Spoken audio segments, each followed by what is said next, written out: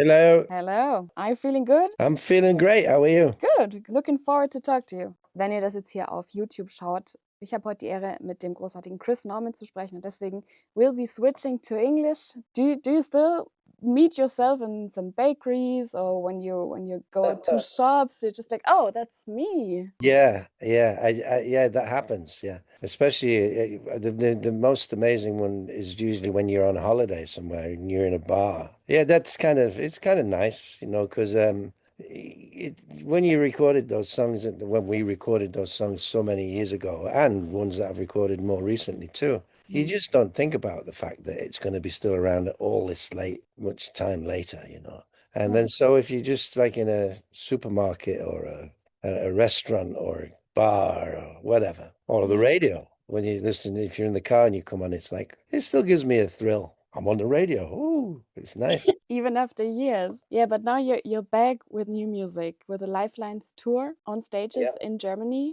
What does it mean to be on stage for you still after all these years on stages? Well, the thing about playing live in general is that it's the first opportunity you ever have when you've got new songs out to see how Yeah. people like them. Yeah. Because when you record them and you spend ages doing this and this and this, and at the end you can sit and listen and go, well, yeah, that's turned out pretty good. But until you actually play them in front of an audience and see what kind of a reception they get, you Mm. don't really know whether they worked or not. Mm. So that's the best thing is like going on and playing and getting like people giving you a huge ovation for a song, and you think, oh, good. And sometimes it's a strange thing with songs, with new songs, and you slip them into the set and you think, we'll see how this goes. And sometimes you're not expecting much and you get loads, Mm. wow.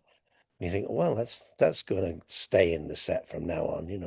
And then you Yeah. do other ones that you think are going to go great, and they just get a polite thing, and you think, what Mm. happened? Did we not play it right? Or, is the song not as good as I thought it was, or whatever? But it's the way to sort of it's a monitor of knowing, of finding out, and of course it's the most immediate sort of reaction.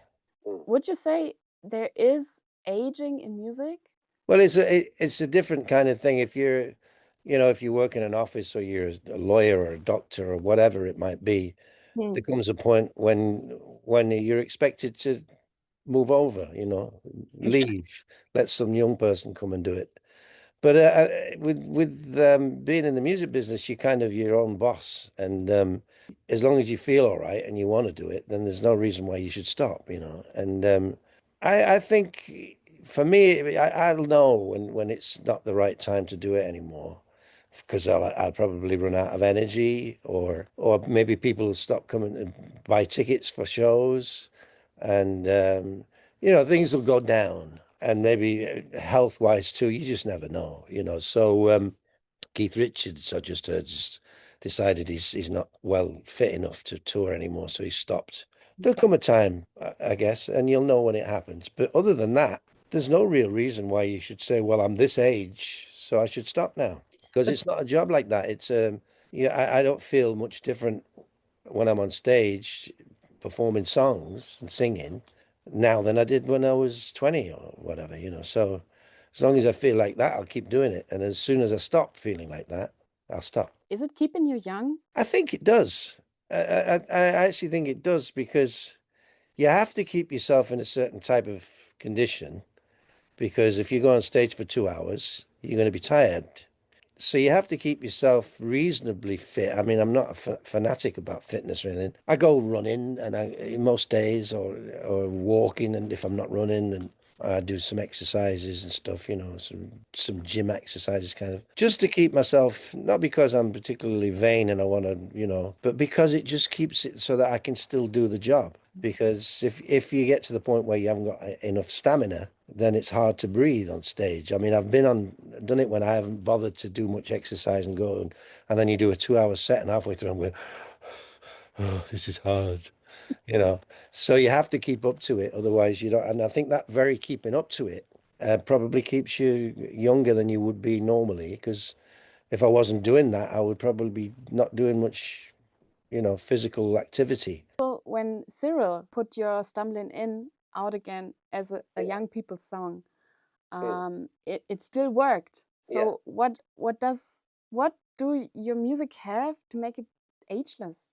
It works. I don't think it's necessarily my music. I think it's music in general is ageless. You know, a good tune, a good song is a good song, you know, forever. The only thing that happens is that sometimes the style of song goes out of fashion and then it's not relevant anymore. But I think as long as the songs are kind of timeless in their sound and the way that they are, you can re-record them in a different way and make them sound even fresher. And as long as the song is a good song, it'll still work, you know. I don't think music, the song itself, the melody and the lyrics and stuff don't necessarily go away, you know. They can just be enhanced as you go. Of course, there's different kinds of genres that you can't you can't compete with, or you don't try to, because it's just not your style, you know, like hip hop or rap or whatever it might be. But even sometimes you get like a lot of rappers pick old songs that were famous 30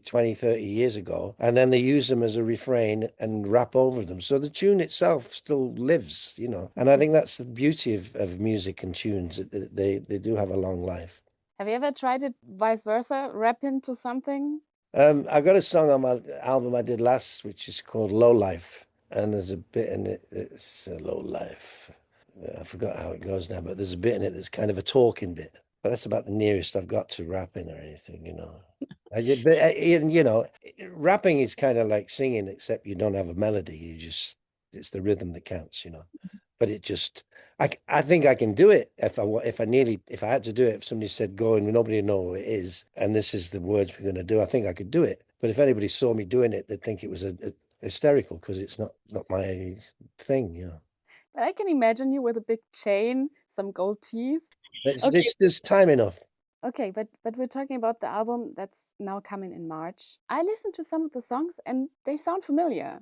Well, they are. They're all familiar. That's the concept of the album. It's supposed to be the lifelines to my musical career. Well, not even career, just my musical tastes. And they go back. And the idea is to go from, because I'm 75. I was 75 October, so I'm just over 75 already. My God. And so it's a celebration. Instead of saying, oh my God, I'm 75, I'm nearly finished. It's a celebration of what's happened musically in my 75 years, and picking out songs from each decade that were favorites of mine that affected me emotionally in some way. So that's the idea of it, is to take songs from different decades and re-record them in a fresher way. And I just picked out songs that I liked, you know, from the 50s, 60s, 70s, right through until the 2000s. Songs that when I heard them, I went, wow. You know, it's like when you're in your car driving along and a song comes on that you might not have heard before, and you turn it up, or when you do know it and you think, oh, I love this, and you turn it up. It's just those songs that I've chosen that I would turn up in the car, and then recorded them myself in my way. But it's been fun because I got to sing a load of songs that I've always liked, you know. Yeah, and it's easy to sing along right away. Yeah, because it means when I'm doing a tour, you know, when you're on stage, you're always inserting songs from your new album, but you also do the old songs and the Smokey songs and and the ones that everybody knows. Always go, oh, great, I love this one. Well, with this tour, I'm going to be putting in songs that people know them as well. It's not like, oh, this is a new one. Well, it's a new one by me, but it's a song you'll know. So hopefully they'll go for it in the same way as they do the songs from my earlier career. Talking about that song, for example, Midnight Lady, of course, is part of our playlist. Do you have special memories of how you created it? Well, that song came about kind of by accident, really. I was, funnily enough, a lot of things do, you know, a lot of the things that I've done sort of happened almost spontaneously by accident. Midnight Lady was, I'd been at a meeting with the publishers in Hamburg to talk about songs, nothing to do with recording, just to do songwriting about. And they said, oh, while you're here, there's a guy called Dieter Bohlen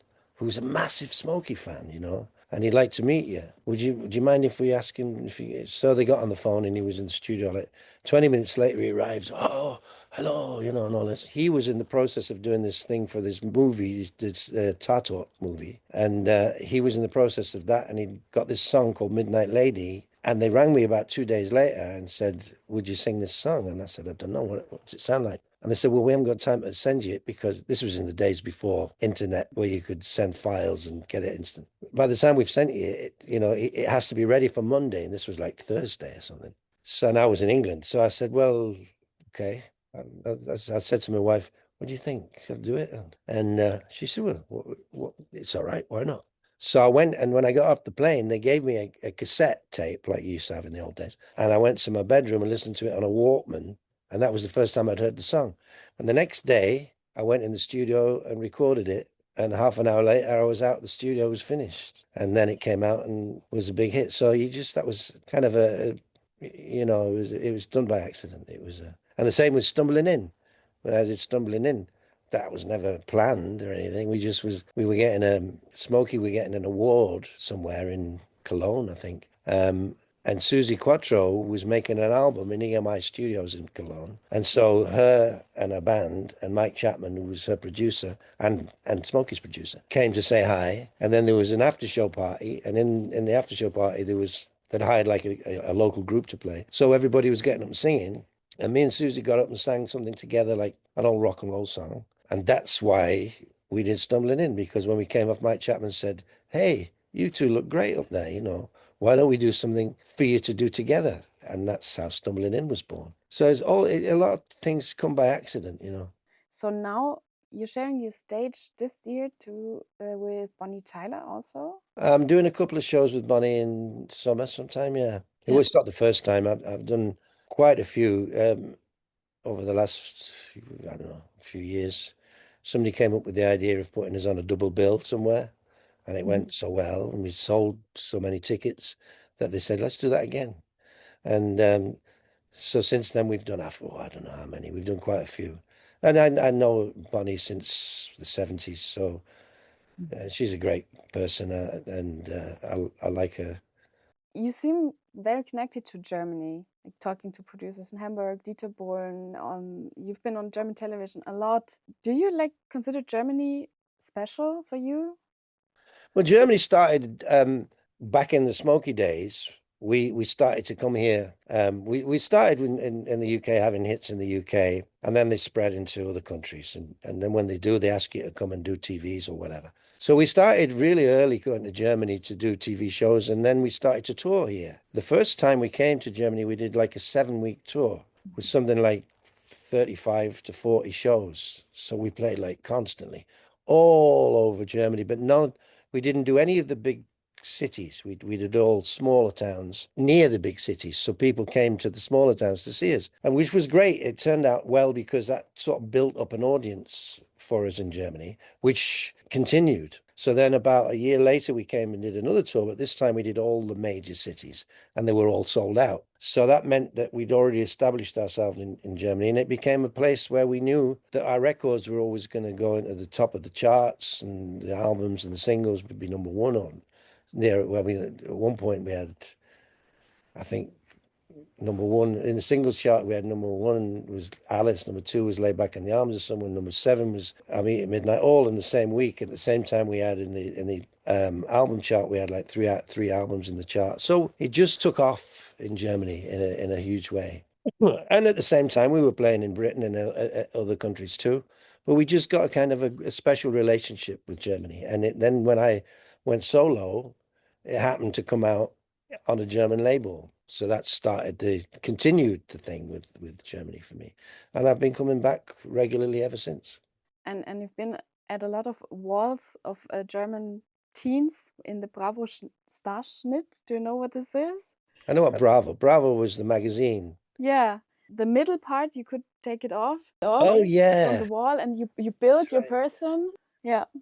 Yeah, my colleague just showed me a photo of her teen's room with you as a Starschnitt. We were like the teeny bop stars of the time, so that's what happened. Yeah. I got voted the face of the year one year. I was the face, they used to have these competitions, and I was the face of the year. I thought, oh, well, this, could have been the arse of the year, but it wasn't. It was the face of the year. You mentioned your wife earlier. You're together since the 60s? We met in 1968 and we got married in 1970. What's your secret to a long relationship. You know, it's like you become friends. In a marriage that's been this long, you know, we were friends first. You know, well, we didn't start off as friends. We started off as boyfriend girlfriend, but we were very close friends right from the beginning, and we still are. And that's what, you know, I couldn't imagine, you know, her not being around. You know, she's just part of my life and has been for as long as I can remember, you know. So, um, and I think there's no real secret. It's just being with somebody who you get along with really well, and neither of you being an arsehole. That's kind of the thing, you know. I saw Olivia Harrison, George Harrison's wife, on an interview after he died, and they said, "What made it that your marriage lasted so long?" And she said, we didn't get divorced."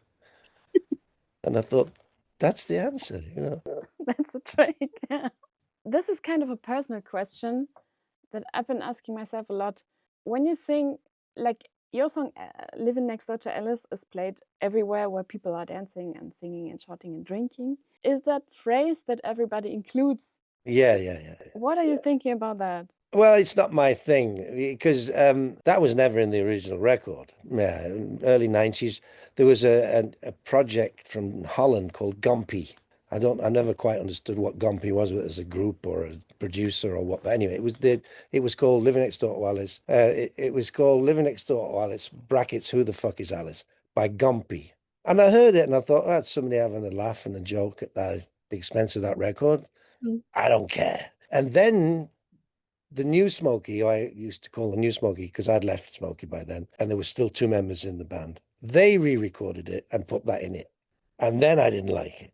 And I thought, that's tacky. They shouldn't have done that. That was just not cool, you know. So I never liked it. And now if I do shows, if I do my own shows, nobody ever sings that at me, which is great. But if I do a festival where it's just not my audience, they all sing it at me. Oh, and if I play in Ireland, they all sing it at me too, because Irish audiences are going to do that. They like that, you know. So I accept it from them because it's kind of part of their nature. And I Yeah. accept it. If it happens, it happens. But I don't encourage it. You know, I don't get to the point and go, living next door to everybody sing. I don't do that, you know. I just do the song. And if they shout it back at me, I just sort of kind of smile and continue with the song. Thank you so much for taking the time.